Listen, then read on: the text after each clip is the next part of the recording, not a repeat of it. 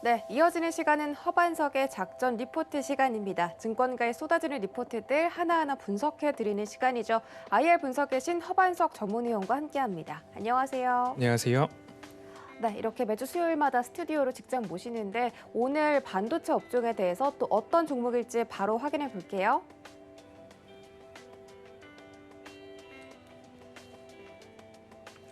오늘의 종목 리포트는 원익 IPS입니다. 반도체 장비 국가대표 기업이라고 나와 있는데 왜 이 원익 IPS가 이 반도체 장비에서 국가대표인지 좀 많이 궁금합니다. 네, 가장 근시일 내에 있었던 이야기들 중에 하나는 네. 장비의 국산화가 이루어졌었죠.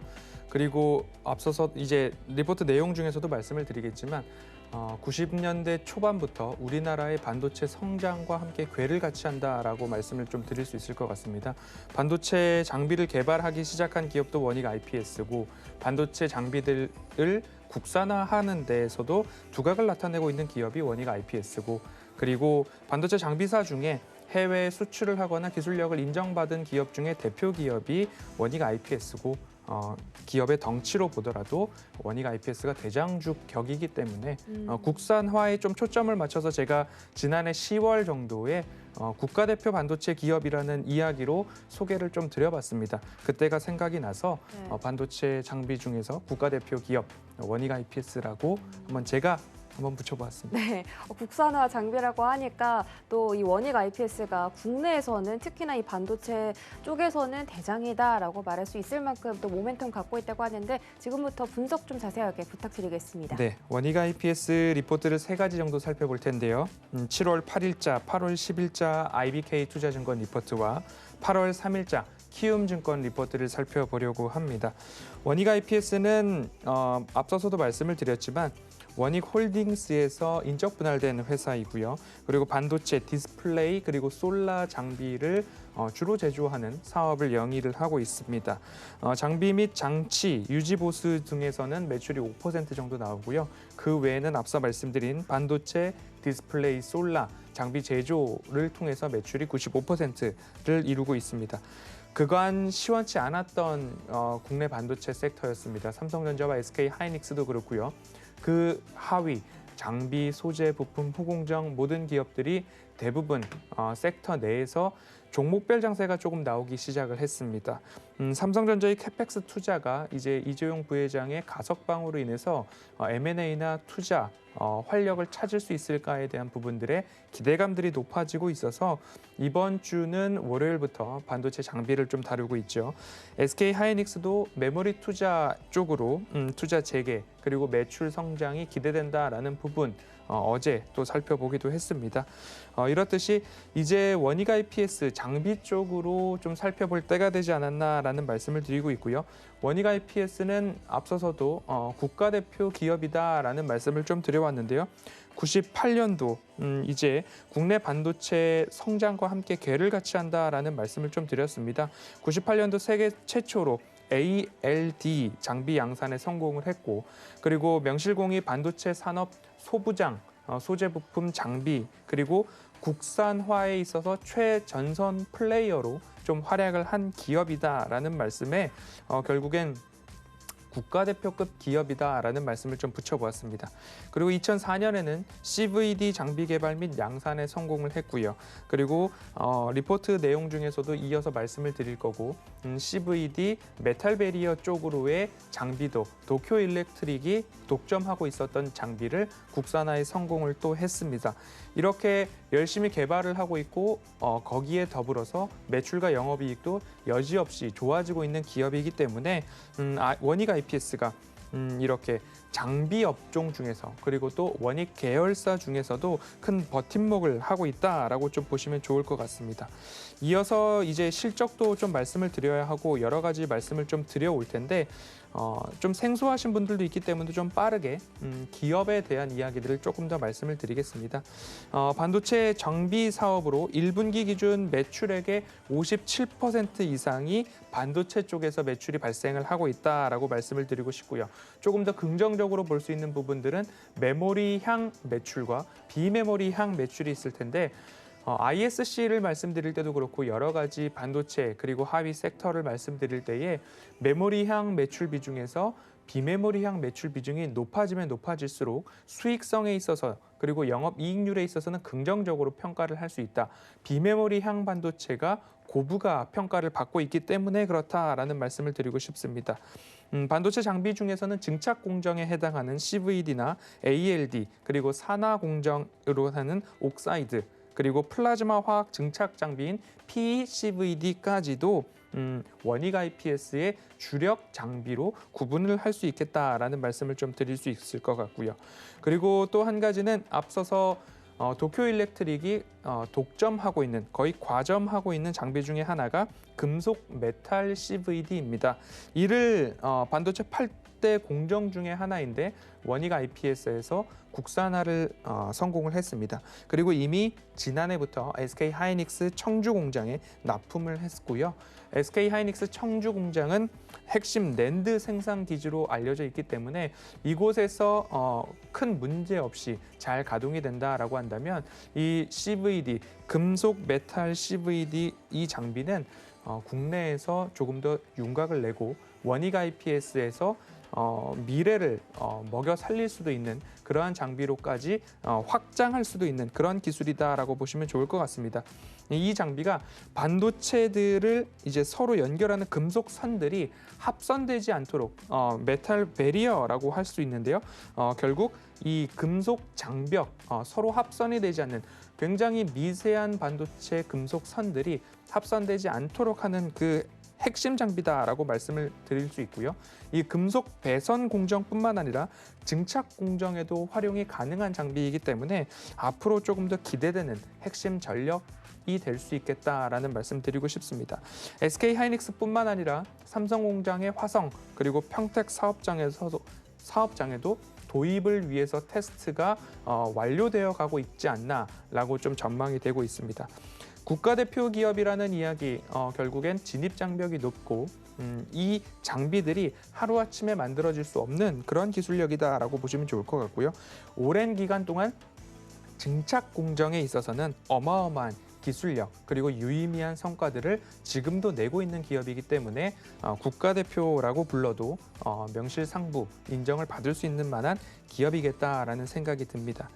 2분기 실적에 대해서 좀 말씀을 드려보면요.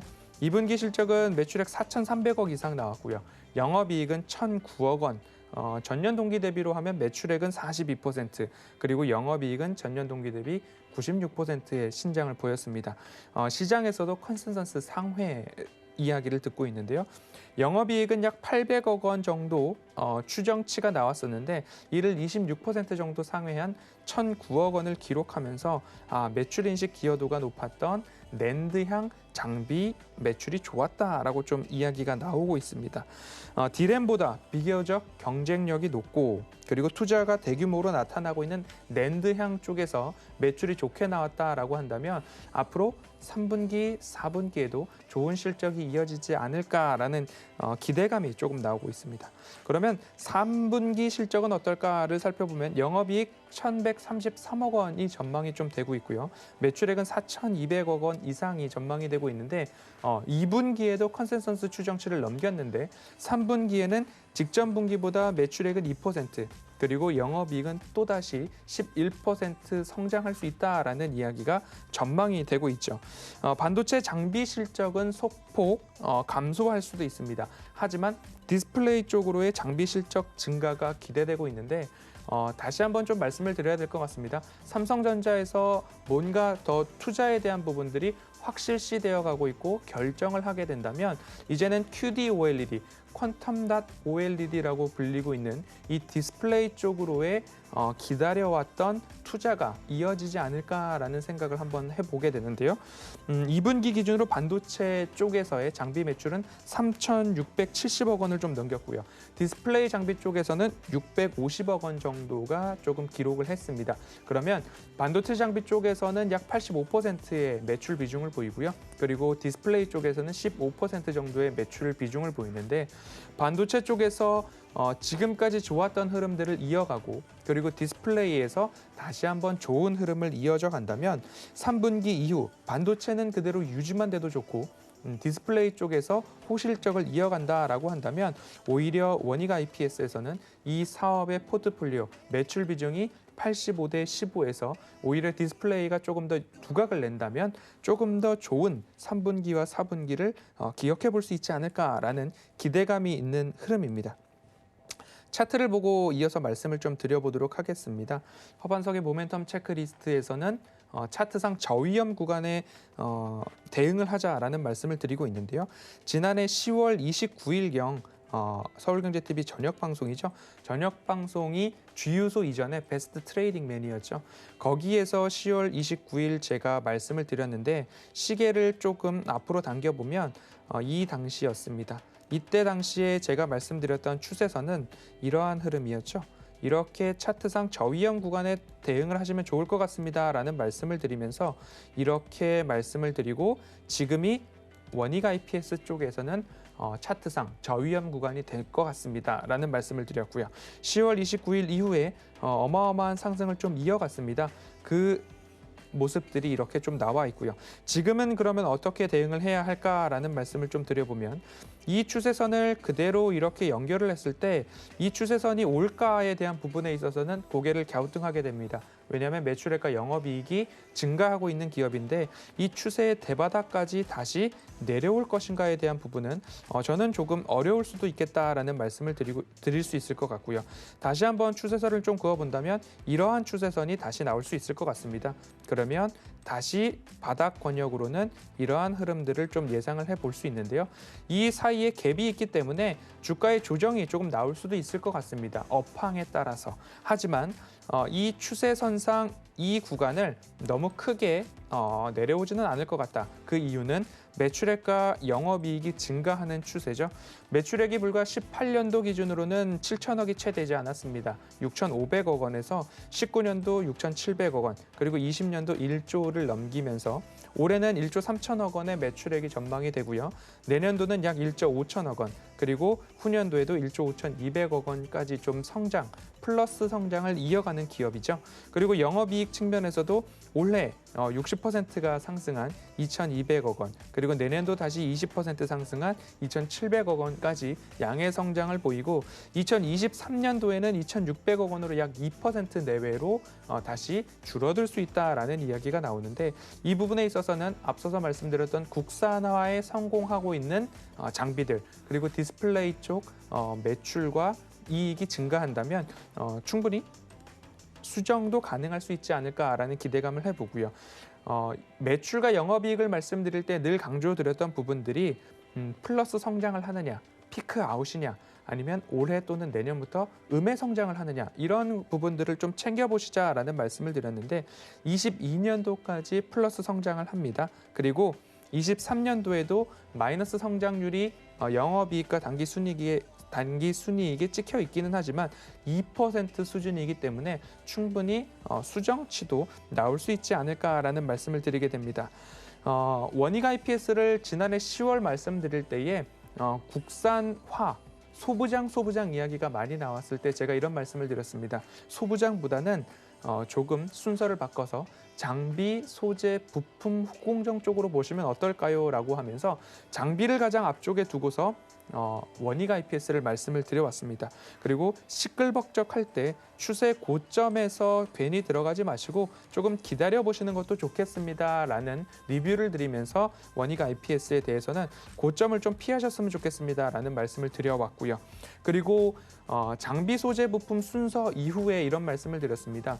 이제는 반도체 섹터가 모두 다 상승을 했습니다라는 말씀을 연초와 3월 이후까지 좀 드려왔습니다. 그 이후에 삼성전자와 SK하이닉스 국내 지수 자체가 조금 조정을 받으면서 이럴 때에는 반도체 섹터에서 무엇을 보아야 할까요? 라는 질문에는 이제는 장비, 소재, 부품도 아니고요. 오히려 반도체 섹터 중에서 영업이익과 매출액이 플러스 성장을 하는 기업 중에서 튼실한 이익을 내는 기업 중에서 추세 저점에 있는 기업들을 한번 찾아보시면 좋겠습니다라는 말씀을 드리면서 주유소 포트폴리오에도 담겨 있는 ISC를 말씀을 좀 드렸습니다. ISC도 추세 저점에서 좋은 상승을 이어가고 있는 흐름이죠. 그리고 오늘 이제 다시 원익 IPS를 말씀을 드리면서 이제는 추세 저점으로 조금 온 것 같습니다라는 말씀을 좀 드리고 있습니다. 이 추세 저점에서 빨간색 접근이 가능한 구간들을 좀 표시를 해본다면 이 구간이 되지 않을까라는 말씀을 드리고 싶습니다. 이제는 넘사벽 기술력을 지닌 국가대표급 원익 IPS 장비 기업을 좀 말씀을 드렸고요. 삼성전자와 SK 하이닉스도 그리고 삼성 디스플레이도 중국향 디스플레이 매출도 증가할 수 있다라는 이야기, 반도체와 디스플레이 두 곳에서 좋은 성과를 내지 않을까라는 말씀을 드리고 싶고요. 인텔, TSMC 그리고 삼성전자 비메모리, 파운드리 이야기도 나오고 있죠. 그러면 설비 투자가 진행된다면 전 공정 장비 섹터를 조금 집중해서 보시고 저는 그래도 오늘 원익 IPS를 좀 소개를 해드렸습니다. 삼성전자의 미국향 투자 계획이 발표되거나 평택과 설비 투자가 조금 더 이어지거나 한다면 원익 IPS가 수혜주로 좀 꼽히지 않을까라는 말씀을 드리고 싶습니다. 조금 가격이 높지 않나라는 말씀들을 하실 수도 있는데요. 큰 차트를 보고 끝으로 정리를 해보겠습니다. 첫째 바닥으로 말씀을 드릴 수 있다면 이 정도 바닥이 될 수도 있고요. 이 구간은 대바닥인데 코로나 팬데믹 정도의 시장 위험이 오지 않으면 다시 오지 않을 것 같고요. 그 다음으로는 약 3만 원대 바닥이 다시 잡힐 수도 있을 것 같습니다. 그리고 나서는 이제는 차트를 조금 확대를 해보면 이 구간이 새로운 바닥 4만 5천 원 라인이 바닥이 되지 않을까. 기업의 매출액과 영업이익이 성장을 하는 것처럼 이제는 1조 원 이상의 매출을 달하고 있는 기업이기 때문에 새로운 바닥으로 4만 5천 원이 한번 보입니다. 그렇기 때문에 성장하는 기업 그 추세 저점에서 원익 IPS 살펴보시면 좋을 것 같고요. 늘 반복해서 말씀을 드립니다. 방송에서 좋다는 모든 기업들을 덜컥 매수하시기보다는 오늘의 내용을 다시 한번 살펴보시고 정말로 고개가 끄덕여지시고 나도 동의가 되고 나도 이 기업이 유망하기 때문에 나의 소중한 자산을 투자해 보아야 되겠다라는 생각까지 이르신다면 원익 IPS 관심 있게 보셔도 좋을 것 같습니다. 오늘 여기까지 살펴보도록 하겠습니다. 네, 원익 IPS는 반도체뿐만 아니라 디스플레이까지 다양한 성장성을 가지고 있는 그런 기업이고요. 이 기업에 대해서 이런 리포트 다시 한번 살펴보고 싶으시다면 문자 받는 사람 샵 0082번에 허반석이라고 3글자 전송해 주시면 되겠습니다. 네, 위원님 오늘 분석도 고맙습니다. 감사합니다.